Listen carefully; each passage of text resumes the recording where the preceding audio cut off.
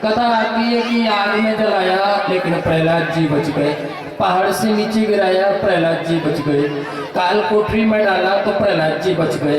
इतने कष्ट मिले इसके बाद में भी प्रहलाद बचे। और अपने के तो कोई भी कष्ट नहीं दे फिर भी राम राम बोलने में कंजूसी करो साहब, जयराम जी की बोलो ना है?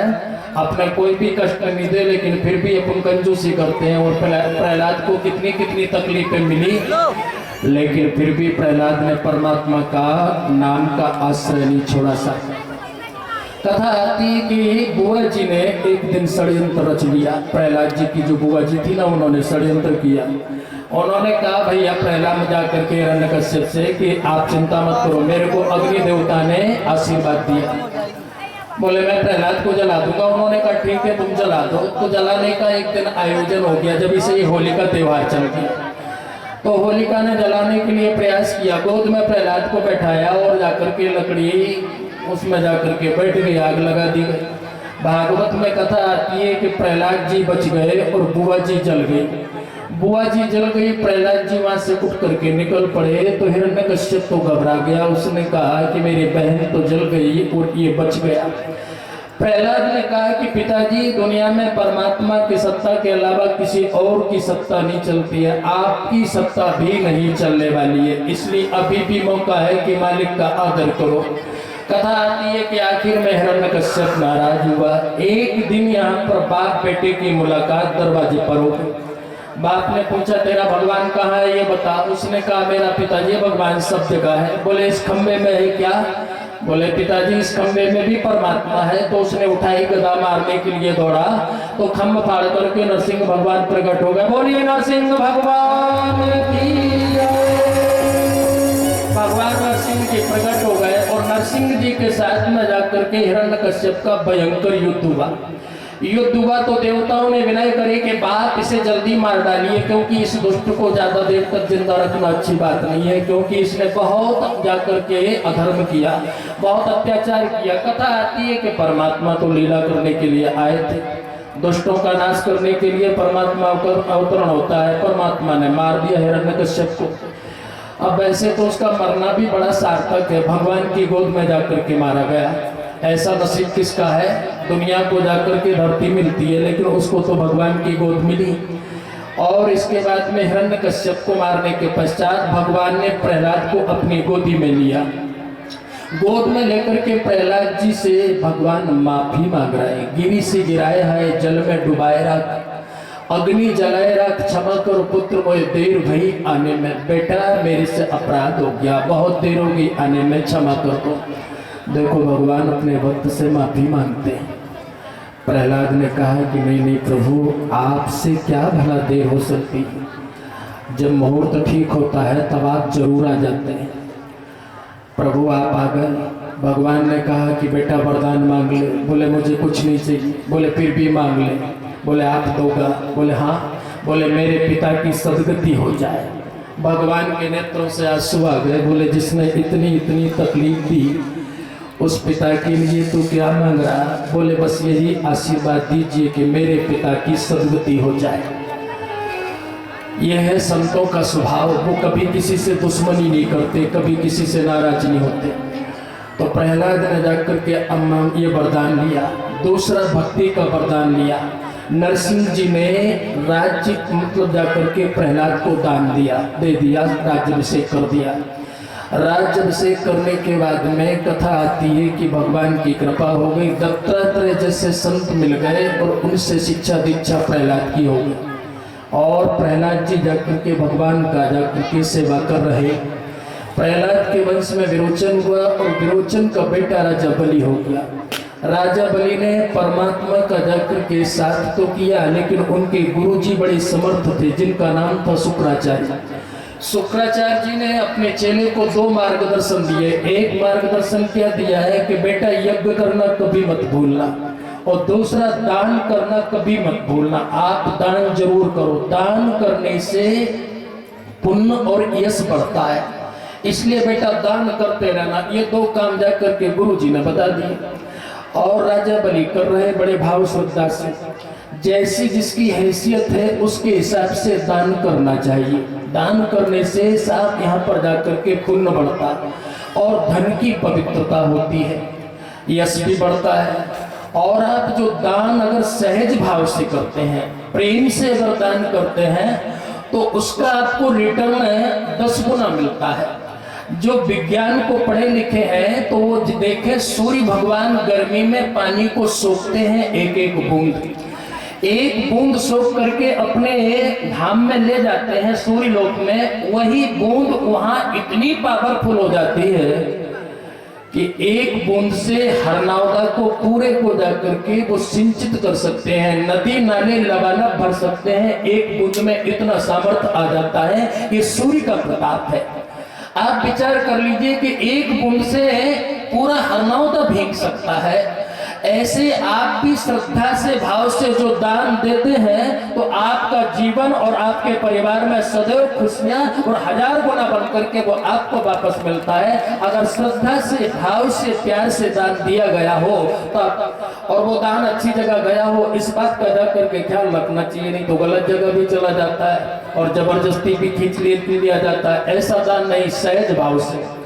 संतों ने कहा है कि सहज भाव से जो दान मिलता है उसका सब महत्व बहुत ज्यादा होता है। तो दान तो करना चाहिए। राजा बलि ने दान किया, इतना दान किया राजा बलि ने कि संसार में जाकर के राजा बलि की चर्चा, देवलोक में भी राजा बलि की चर्चा हो गई कि दानी है तो राजा बलि है साहब।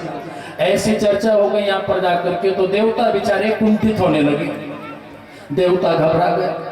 देवताओं ने सोचा कि ऐसा दानी तो संसार में है नहीं, दान करना चाहिए, अच्छी जगह आपका पैसा खर्च हो, इस बात का ख्याल रखना चाहिए।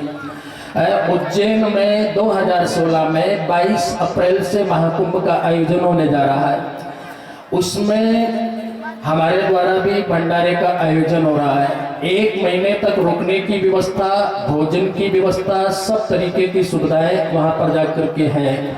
आप लोग अगर कोई भी आना चाहे तो आ सकते हैं, कोई भी वहां पर रुकना चाहे तो रुक सकते हैं। वहां पर किसी प्रकार का कोई शुल्क नहीं लिया जाएगा, चाहे भले आप महीना भर रहें, ठीक है, महीना भर रह सकते हैं। रहने की व्यवस्था है, व्यवस्था सब प्रकार की वहां पर रहेगी। जो भी रहना चाहते हैं वो रह सकते हैं, जो भी अगर योगदान देना चाहते हैं तो यहाँ पर दे सकते हैं। जमा भले अभी मत कराएं। और जो बैनर लगे हुए हैं इनमें मेरा पूरा पता है। सवेरे मेरे से कुछ लोगों ने पूछा था कि गुरुजी उज्जैन में कहाँ पर आपका कैंप रहेगा, तो ये बैनर लगे हुए हैं। हमारे प्लाट का नंबर है 116/1 DU है और बड़नगर रोड है और जाकर के दत्तखाड़ा झोन है।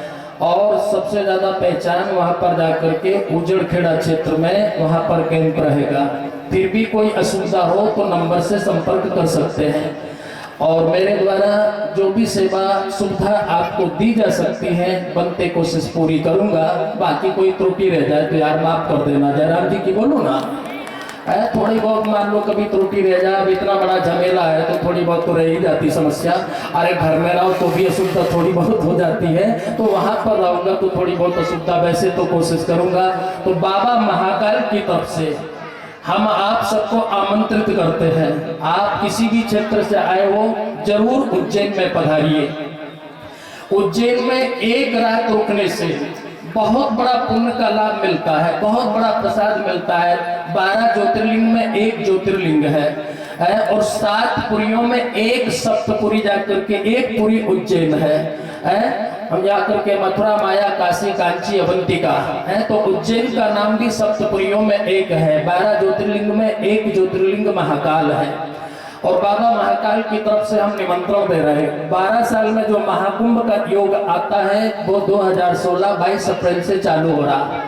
जो 1 महीने तक वहां पर जाकर के रुकता है तो उसे 12 वर्ष का पुण्य लाभ मिलता है। समझ में आ गई बात? 1 महीने रुक करके वहां भजन करे, साधना करे तो उसे 12 साल का पुण्य लाभ प्राप्त होता है। वो चाहे तो मेरे से संपर्क कर सकता है, वहां पर रुके। मैंने कह दिया वहां आने के बाद में आपसे कोई पैसा नहीं लिया जाएगा।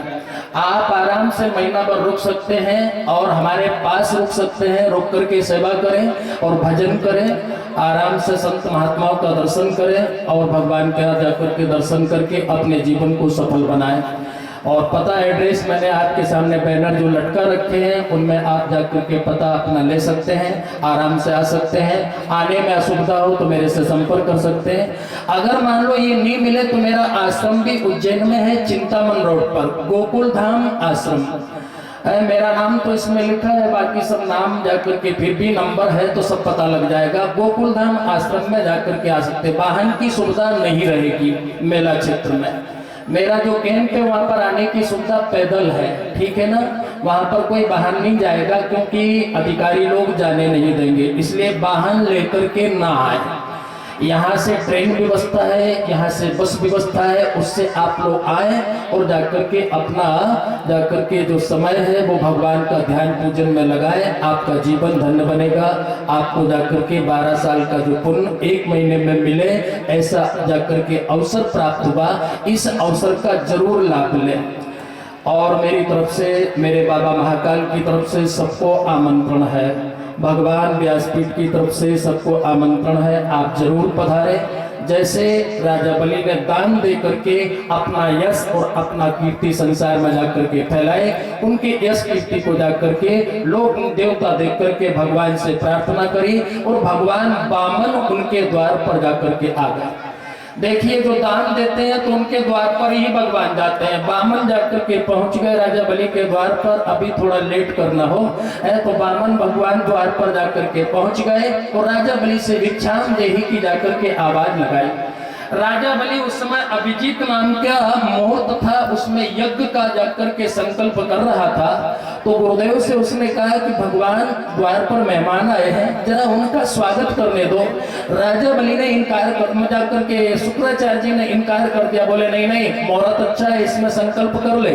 उन्होंने कहा गुरुजी मुहूर्त तो अच्छा है लेकिन इसमें मेहमान भी अच्छा है, बड़ा प्यारा लग रहा, कितना खूबसूरत है, जरा मेहमान का स्वागत कर लेने दो। ये मेहमान मान लो कभी चला गया तो फिर दोबारा नहीं लौटेगा, मुहूर्त तो आएगा और चला जाएगा। समझ में आ गई बात? इसलिए महाराज थोड़ा सा आप जाकर के सेवा करने दीजिए।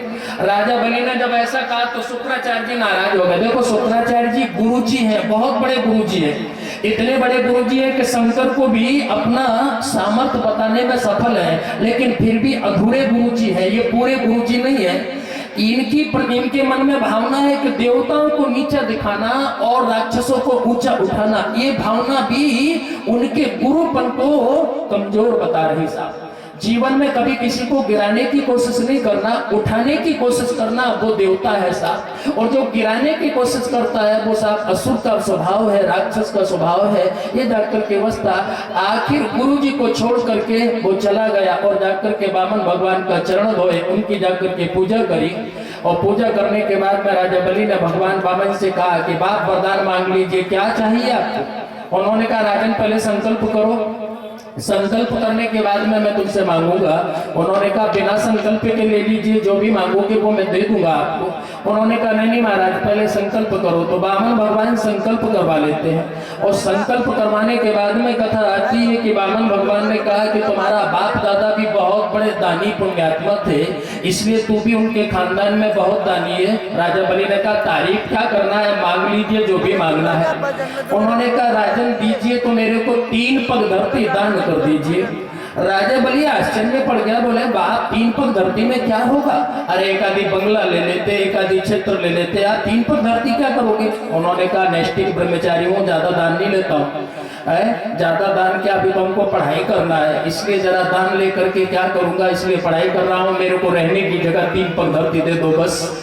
वामन भगवान ने जब ऐसा कहा तो राजा बलि ने कहा ठीक है महाराज, आप नापोगे कि मैं नापूंगा? बोले नहीं नहीं, आपके नापी हुई धरती नहीं लूंगा, मैं अपने पांव से नापूंगा। उन्होंने कहा वाह ठीक है, आपकी मर्जी हो, जहाँ नाप लीजिए। उन्होंने कहा वचन दे दिया? बोले हाँ दे दिया, नाप लो महाराज। तो जैसे ही नापने के लिए राजा बलि ने हाँ करी तो भगवान ने विराट रूप जाकर के प्रकट कर लिया।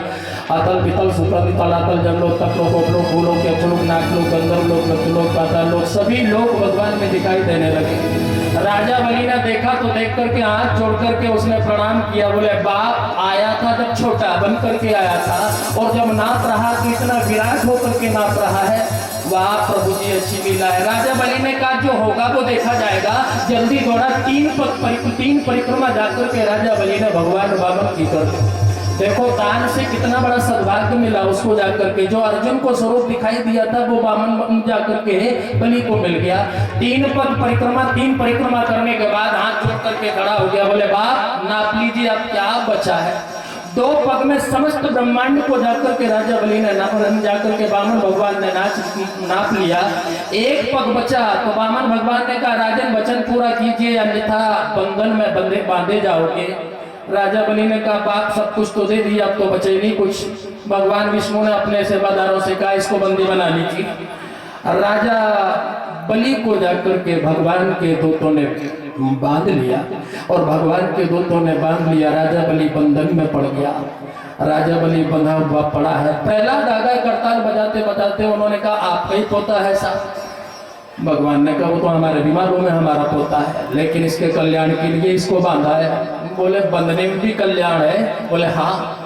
कहते हैं कि यहाँ पर जाकर के राजा बलि तो बंधन में बंधा हुआ पड़ा है, लेकिन उसकी पत्नी भी बड़ी धार्मिक थी। भगवान करे ऐसा जोड़ा सबको दे, जयराम जी की बोलो ना।